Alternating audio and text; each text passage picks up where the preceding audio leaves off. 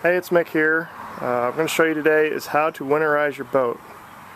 We got a Cobalt with a Mercruiser 260 in it. Here we go. First thing I'm going to do is get all my stuff ready, and what I got, as soon as I started, I went ahead and put the battery charger on the battery just to make sure it was good and charged up. I got my stuff for changing the oil over here. I got an oil pan. I used a little 12-volt electric pump to pump it out, and a funnel for putting the oil back in. Got my storage fogging oil. I like using seafoam as a stabilizer. It's just an all-around good additive. It seems like I use it in everything, get it by the gallon. So I'm going to add some of that in to my fuel tank. Got my motor oil. Over here we got lower unit oil, so we can change the oil in our lower unit. That'll be one of the last things I do. Got a grease gun, we can grease everything up. And then the other thing I'm trying this year is I built me a little device here for filling my block full of antifreeze. Usually the method a lot of people use is they open up all the petcocks in there on the block. There's 2 on each side, and they're a pain in the ass to get to. Sometimes they're frozen shut, sometimes you can't get them tightened all the way in the spring, they leak, and it's just a pain. So I got me 5 gallons of marine antifreeze, and I took an old beer bucket that I use for brewing beer, and I put a piece of hose on it with a hose adapter on the end.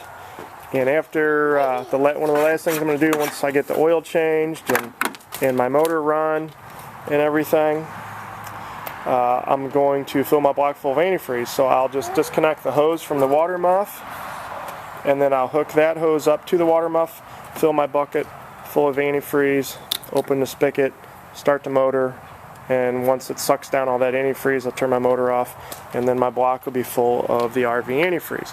This is non-toxic antifreeze, so in the spring you just launch your boat, fire it right up, you're good to go. So let me climb up inside and we'll show you some of the stuff up on the engine. Alright, so here's my engine. Like I said, we got it the Mercruiser 260. So some of the stuff that we're going to do in here, so we got the battery charging over there for now. One of the things I'll do too when we're completely finished is I'll go ahead and disconnect the battery. I was talking about the petcocks. There is one of them right there. There's 2 of them. That's the easy one to get to. There's a couple on the downside of the block too. They're just sometimes can be hard to get to. So I'm just not going to mess with them this year. Over here we got our fuel filter. That should be changed on a regular interval. I don't do it yearly. Usually every 2 or 3 years I'll go ahead and change the fuel filter. I just changed it last year, so I'm not going to change it on this engine this year. And then also over on the port side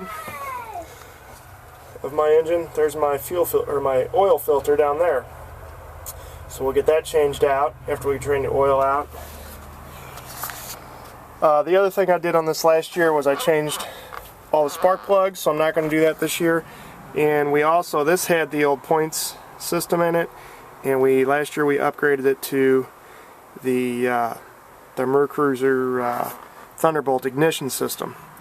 So we got that out of an older boat that had the newer ignition system than our boat had, so we got a new cap, rotor, everything under there, new wires, and so we're not going to mess with any of that this year either. So here is our flame arrestor. Sometimes it doesn't hurt to pull that off and get it cleaned up. You can just spray it out with some parts cleaner and put it back on, and we'll show that in a little bit too. So next thing I'm going to do is I'm going to go ahead and get this baby fired up. And well, before we do that, we're going to add our seafoam into the tank because we want to get that run through the fuel system. So I'll add our seafoam in, and then we'll get it fired up and get it getting warm.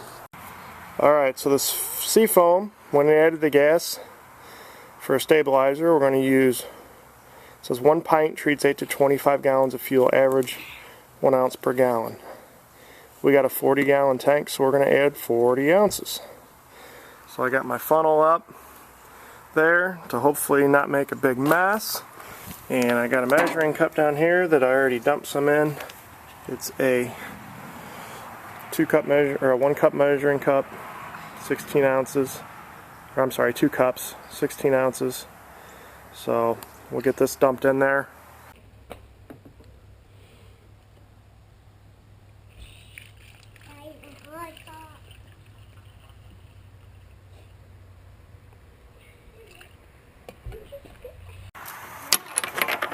Alright, so we got our 40 ounces of sea foam added that we're going to use as a stabilizer. So the next thing we're going to do is we'll turn the water on. We got our water muff on the lower unit, get the water turned on, and we'll hop up in the boat, fire it up, and let it get good and warm. Alright, now we're ready to start her up.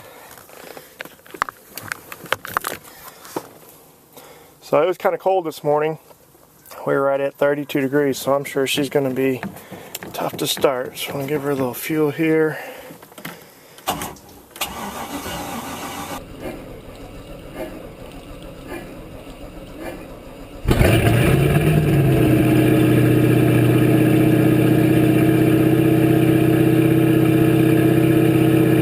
Now we're going to let her run for a little while, get good and warm.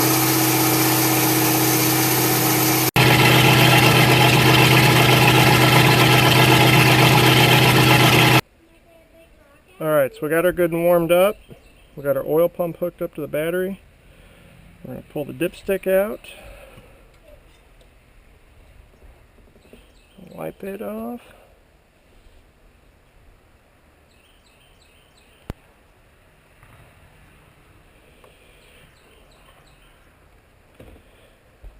The way this 12-volt oil pump works is we're going to shove this guy all the way down in here. And your engine has to be hot when you do this, so you'll never get it pumped out. At least not with the pump I got. Get you out of the way there.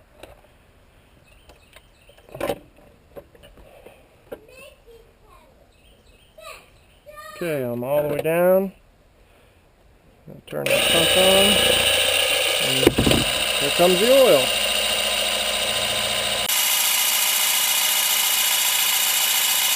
You want to make sure you got a couple towels handy too, because sometimes this can get a little messy. Alright, so now we got all the oil pumped out. Now we're going to put some back in. Get our funnel here. And we got our oil.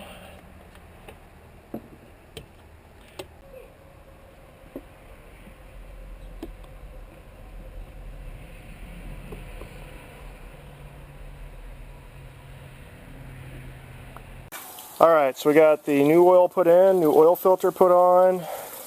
So we're going to fire her up again and make sure that we're filled to the full mark.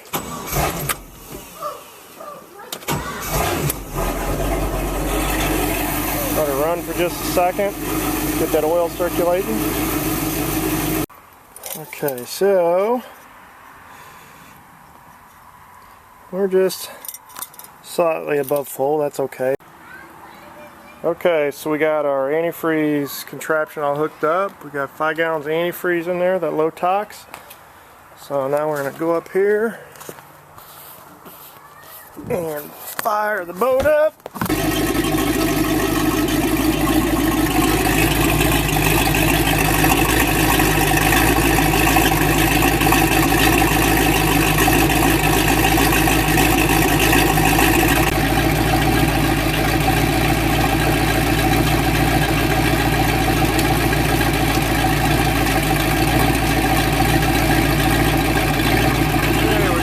Done there.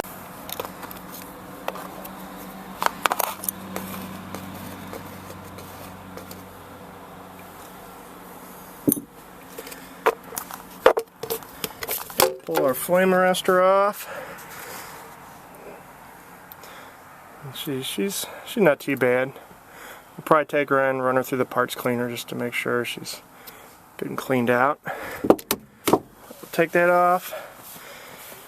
Get our storage fogging oil ready. Then we're just gonna fill her full of storage fogging oil.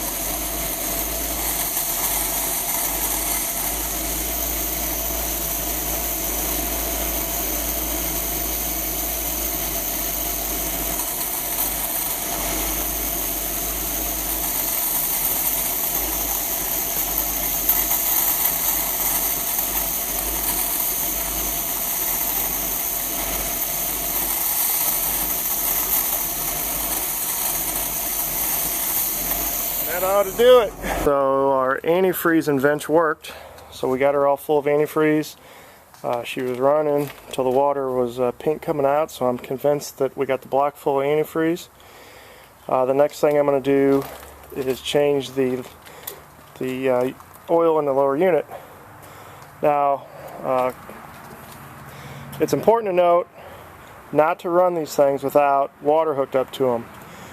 There's an impeller in there, it's made out of rubber, and if it's not wet, you'll roach it. It'll heat up and it won't be worth a shit. So do not run them without them being in the water or without having a water muff hooked up, even for just a little bit of time, because you'll ruin that water pump impeller that's in there, and then you're just going to create yourself a whole bunch of problems. Alright, so changing the lower unit oil. We got two plugs on this lower unit. We got one down here, right there. Oh, you can see it right there. That's the bottom plug. And there's the top plug. So we're going to pull those both out. Got our oil pan underneath the bottom here. And then let that all drain out. Alright, here is the lower plug. And it's got a magnet on it. So you want to check and make sure you don't got any metal shavings on it. Now a little bit, as long as they're real small, is kind of normal. You don't want any big chunks, so you don't want that thing loaded up. Now here is the reason that we change our lower unit oil every year. See that? That means I got a bad seal. So guess what we're going to be doing this winter? We got another winter project, I guess. We're going to be pulling the lower unit apart and seeing where we're getting water in the oil. The other thing I'm going to do while I'm waiting for that lower unit oil to come out is I'm going to go ahead and grease everything up. So we got grease fitting there, we got one on both sides here, and then we'll do our hubs on our trailers, front and back. And usually I'll even come up and with some penetrating oil and get my winch real good, and my jack, and my tongue latch. Get all that lubed up real good. Check the air in the tires, and then we should be good to park it for winter. Alright, the last thing I'm going to show you, even though I wouldn't normally do this because I'm going to have to replace some seals, but I'm going to go ahead and show you how to fill the lower unit back up with the high-vis gear lube. So I'm sure not everybody's going to have the the pumping contraption that I have here, but even if you can buy the little pumps or even the bottles, if you buy the little squeeze bottles, they got the reason there's a second set of threads on there so you can thread it up into the bottom. So you want to hook into the bottom, and then you're going to pump up until it comes out of the top. Okay, and now that we got her all filled up, we're going to put the top plug in, and then we'll pull the hose off the bottom plug and hurry up and stick the bottom plug in. When you stick the top one in, you'll have a little bit that runs out from the bottom when you put the bottom one in, but you're not going to lose as much that's going to matter. Get out of my way. So we're going to go ahead and just pull the negative terminal off the battery post.